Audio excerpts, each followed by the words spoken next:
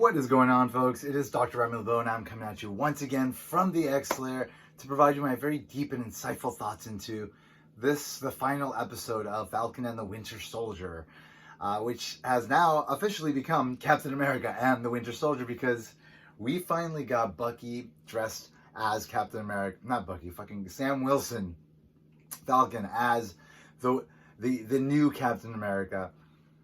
Wearing the stars and stripes in this glorious fashion. I mean, they did a really great job in Wakanda for like a nation that is not American and clearly has some opinions about the Americans, the colonizers. They did a great job designing the suit and executing. I mean, it is gorgeous. It is a gorgeous suit. Sam Wilson looked fucking great in it. They did such a great job on the special effects, like just having him be the badass flying Captain America of the show. Obviously, there is that slight bit of something missing from him because he doesn't have the super soldier serum in him. But ultimately, I think what the show did really well was sort of highlight that ultimately Captain America is sort of a symbol of hope, you know, and like that final moment in that New York sequence, which I thought was freaking great, by the way, the whole sequence of him making that speech and like, you know, him being transmitted to the entire world and him ultimately, you know, kind of calling out like the fact that they are vulnerable, and that they may not necessarily know where to go, but that there is a right and a wrong, and like they should try to do right? Like they should try to fix this issue that they're trying to resolve in a way that's clearly problematic enough to have yielded a backlash of this magnitude that ultimately led to a lot of loss of life, etc. People were willing to die to stop them from doing this whole repatriation thing, where people were going to be kicked out of their new homes because of the unsnapping, and ultimately it was him that sort of provided that moment of clarity of sort of understanding that maybe, you know, there's a different way, you know. And he inspired the hope that ultimately led to that decision being made to try a different path. And I thought that was really great. And it's just a nice way to sort of like transition us into this version of Captain America, who does not have the super soldier serum, but he is still like, you know, like the sort of person that can embody what this symbol ultimately means. And on top of that, also, you know, do something extra because he is a black man, and that means something, especially in the United States. And the fact that the show leaned heavily into that and really explored it, because bottom line, there's a lot of racist people in the fucking world, and there's a lot of racist people in the United States, and that's something that cannot be like just swept under the rug, you know. Like, it's better to kind of lean into it. Like, people are going to that are racist minded or have racist tendencies will not like the idea of there being a black Captain America, and they will certainly criticize it. So the show acknowledges that we live in a world in which that is the case, and why not have that world be reflected within the MCU? Why not give it that realistic dimension? And so given that, like, okay, well, let's face this issue head on before it even starts. Like, what does it mean to be a black Captain America? What does it mean to be a black man in the United States? Isaiah Bradley clearly represents the dark side of the history, and the way that it could manifest with it, you know, with respect to the very specific circumstances within the MCU relating to the fact that there is a super soldier serum, and that there was a desire to replicate it, and there was a tendency to illegally perform experiments on people that were thought of as less than others. And that is something that, you know, is important to highlight. And the fact that a black man is willing to take on the mantle today, you know, it's sort of a way to kind of highlight, well, today is not the way it was. Things have changed. Things have improved. But Isaiah is there to remind us, the audience, Sam, whomever, that you know, there's still underneath the surface, there's something else going on, and we still need to be working at that, you know. And I thought the way the show handled this whole issue and sort of the transition of sort of passing the baton to Sam Wilson. I thought it was really beautiful, and I just love it because I feel like it celebrates like Black people and Black culture in a way that is deserving,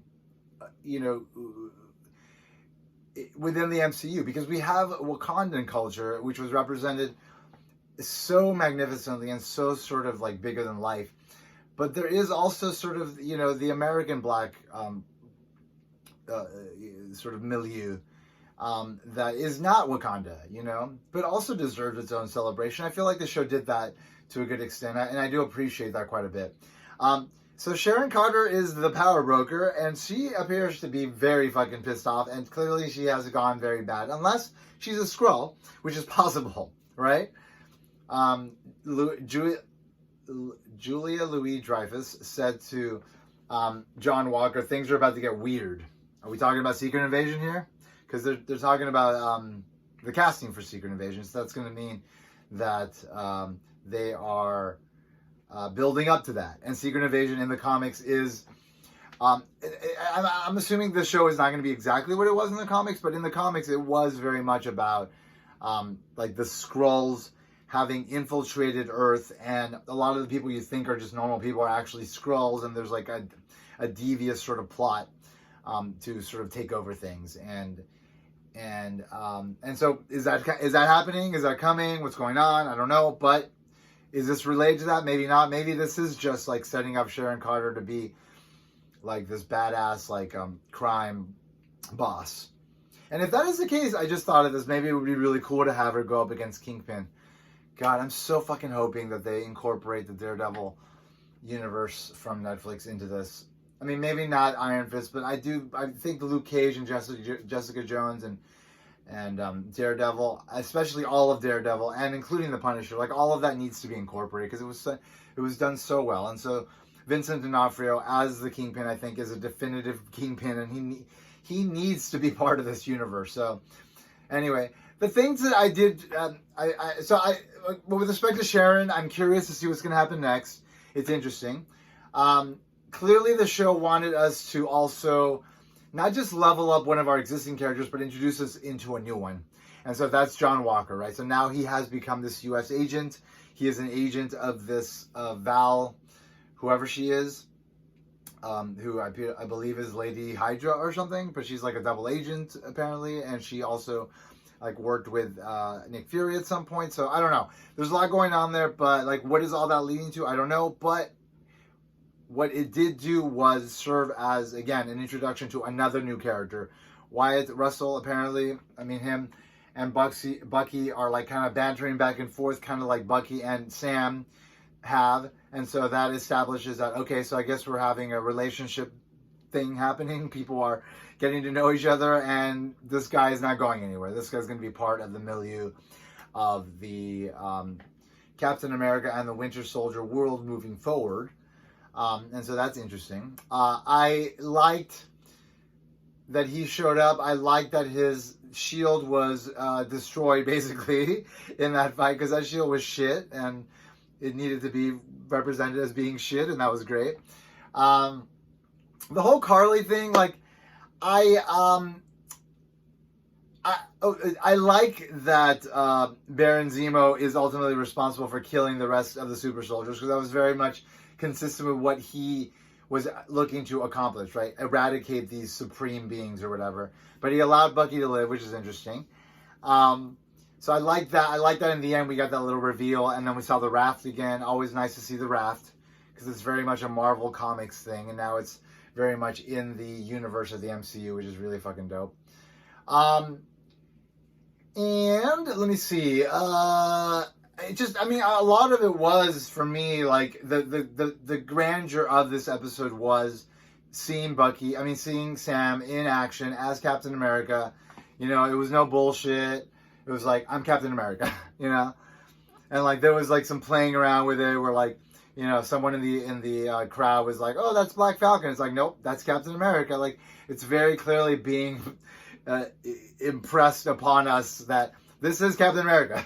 This is Captain America. This is not Sam, like, kind of pretending to be Captain America. This is Captain America now. And so I'm very excited about that prospect, what it could lead to, and where it is going to take us. Overall, I like this episode. I like the show, man. I like this show. I like what they've done. You know, I like what they're doing. I don't like it as much as WandaVision, because WandaVision had that sort of extra special kind of, you know, universe, multi-dimensional, like, you know, just earth-shattering potential that will obviously is going to now build into Doctor Strange and the Multiverse of Madness, which is going to be exciting. So that's a much bigger story than this. This was more about, like, I think our characters, because the world hasn't been affected by it, but our characters have.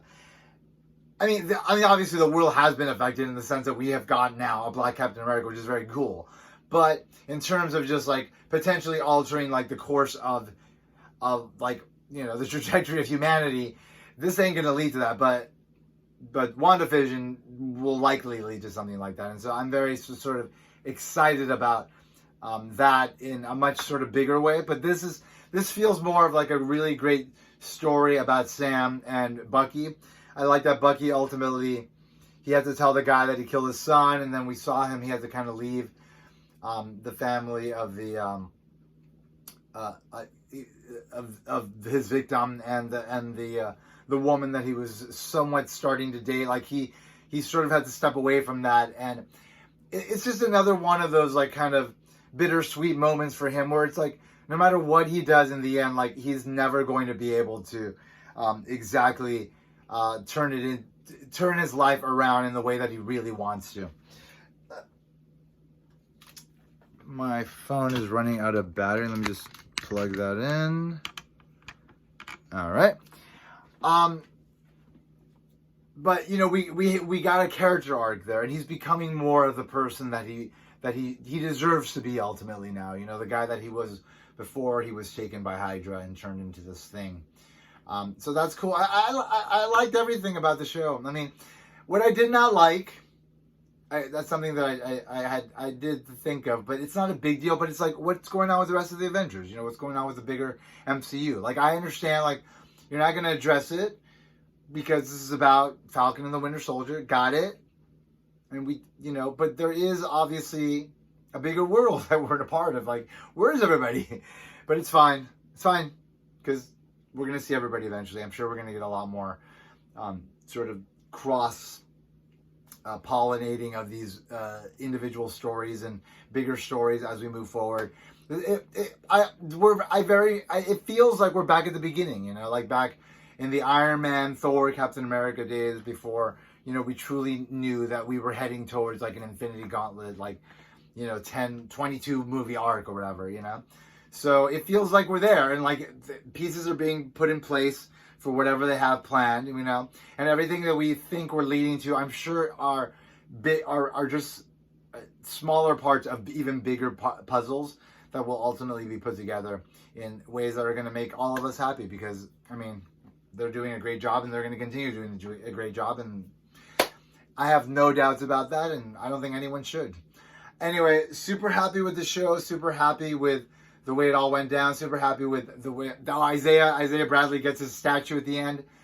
That was a tricky one for me, actually, to completely buy, because it's like, okay, so they agreed to put his story up, but, like, but what about the true story? You know, like, is that what was written in that blurb that was in that next to his statue? Like, was it the true story about how, you know, like, he was experimented on, etc.? Like, that was a little bit murky for me, but nonetheless, Isaiah did get that moment, and it did bring me to tears. I cried when that moment happened, because it was like, it's just like, this guy, I mean, he's been through fucking hell, you know, and he's been so broken by this world and the things that have been done to him, but like, Sam managed to give him some hope, you know, and managed to somewhat change things for him, things that he thought probably would never have changed.